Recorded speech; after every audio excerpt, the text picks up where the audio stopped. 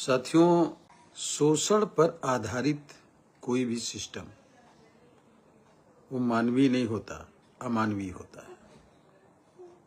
शोषण पर आधारित कोई भी सिस्टम, कोई भी व्यवस्था, कोई भी एजेंसी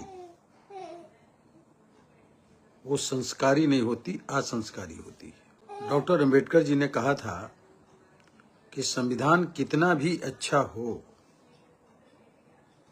अगर चलाने वाले लोग सही होंगे तो संविधान सही तरीके से चलेगा, अगर उनकी नीयत ठीक है। और अगर नीयत ठीक नहीं है तो संविधान कितना भी अच्छा हो, अगर उसको चलाने और मानने वाले लोगों में नीयत सही नहीं रहेगी, दुरुस्त नहीं रहेगी, तो संविधान आदमी के नीयत के हिसाब से किए गए गलत कार्यों की वजह से वो गलत माना जाने लगता है। डॉक्टर अंबेडकर जी ने इसके पलट बोला था कि संविधान कितना भी बुरा हो, लेकिन चलाने वाले लोग ठीक होंगे तो वो सिस्टम ठीक कर लेंगे। यानी सारी चीजें जो है मानवीयता के आधार पर, इंसानियत के आधार पर, ईमानदारी के आधार पर, देश को विकास के लिए यानी विकसित भारत बनाने के लिए, आत्मनिर्भर भारत बनाने के लिए, शोषण विहीन, जात विहीन भारत बनाने के लिए अगर नियत साफ है तो निश्चित तरीके से वो संस्थाएं भी और संविधान भी सही तरीके से काम करता है और कर रहा है। लेकिन कुछ संस्थाएं ऐसी हैं, जैसे मैन पावर सप्लाई की संस्थाएं, लिखा पढ़ी में तो अलग बात है, लेकिन प्रैक्टिकल में वो शोषण करने का काम कर रही हैं।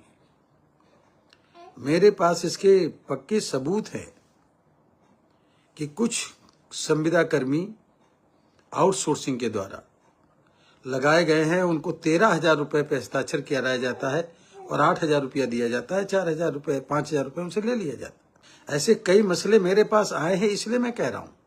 और जब पता हुआ इस पे तो मालूम हुआ कि बड़े पैमाने पर ये लूट है, ये लूट, मैन पावर सप्लाई करने वाली संस्थाओं की लूट है। तमाम गार्ड नियुक्त किए जाते हैं और 8 घंटे की जगह 12 घंटे उनसे काम लिया जाता है। क्या 12 घंटे का पैसा के आधार पे उनको पैसा देते हैं क्या?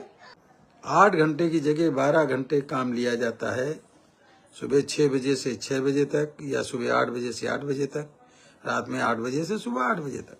सिक्योरिटी गार्ड, क्या उनको उस आधार पे पैसा दिया जाता है?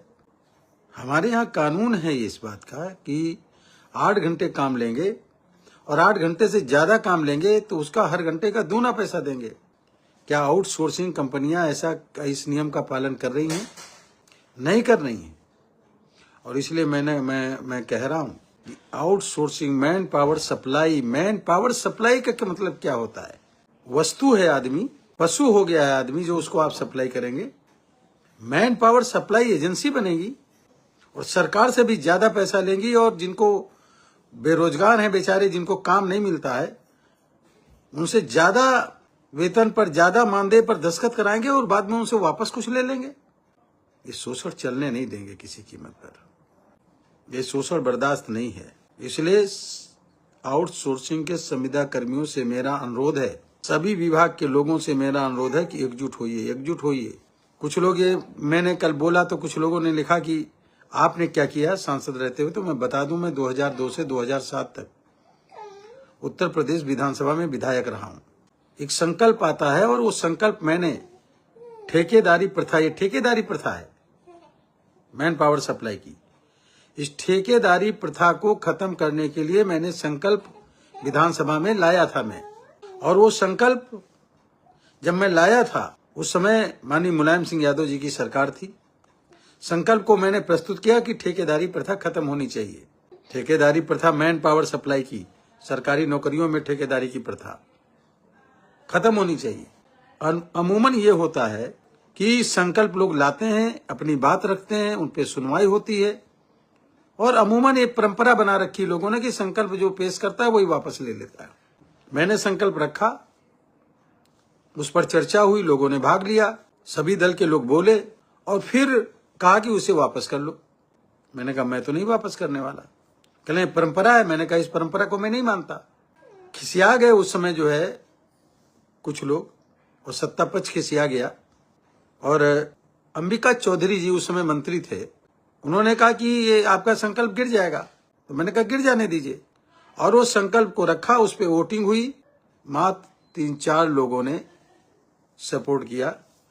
उस समय एक इकबाल बहादुर थे विधायक, उन्होंने मुझे सपोर्ट किया, भाजपा के विधायक थे। 1-2 लोगों ने और सपोर्ट किया, बाकी न सत्ता पक्ष न विपक्ष किसी ने सपोर्ट करने का काम नहीं किया कि ठेकेदारी प्रथा सरकारी सेवा में खत्म होनी चाहिए।